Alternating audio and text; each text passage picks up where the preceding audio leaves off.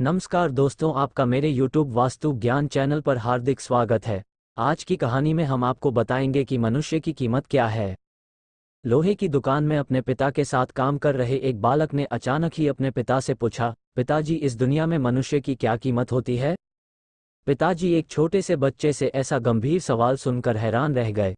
फिर वे बोले, बेटे, एक मनुष्य की कीमत आंकना बहुत मुश्किल है, वो तो अनमोल है। बालक, क्या सभी उतना ही कीमती और महत्वपूर्ण है? पिताजी, हाँ बेटे। बालक कुछ समझा नहीं, उसने फिर सवाल किया, तो फिर इस दुनिया में कोई गरीब तो कोई अमीर क्यों है? किसी की कम रिस्पेक्ट तो किसी की ज़्यादा क्यों होती है? सवाल सुनकर पिताजी कुछ देर तक शांत रहे और फिर बालक से स्टोर रूम में पड़ा एक लोहे का रॉड लाने को कहा। रॉड लाते ही पिताजी ने पूछा, इसकी क्या कीमत होगी? बालक, 200 रुपये।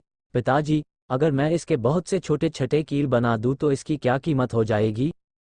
बालक कुछ देर सोचकर बोला, तब तो ये और महंगा बिकेगा, लगभग 1000 रुपये का। पिताजी, अगर मैं इस लोहे से घड़ी के बहुत सारे स्प्रिंग बना दूं तो? बालक कुछ देर गणना करता रहा और फिर एकदम से उत्साहित होकर बोला, तब तो इसकी कीमत बहुत ज़्यादा हो जाएगी। फिर पिताजी उसे समझाते हुए बोले, ठीक इसी तरह मनुष्य की कीमत इसमें नहीं है कि अभी वो क्या है, बल्कि इसमें है कि वो अपने आप को क्या बना सकता है। बालक अपने पिता की बात समझ चुका था। फ्रेंड्स, अक्सर हम अपनी सही कीमत आंकने में गलती कर देते हैं। हम अपनी प्रेजेंट स्टेटस को देखकर अपने आप को वैल्यूलेस समझने लगते हैं, लेकिन हम में हमेशा अथाह शक्ति होती है। हमारा जीवन हमेशा संभावना से भरा होता है।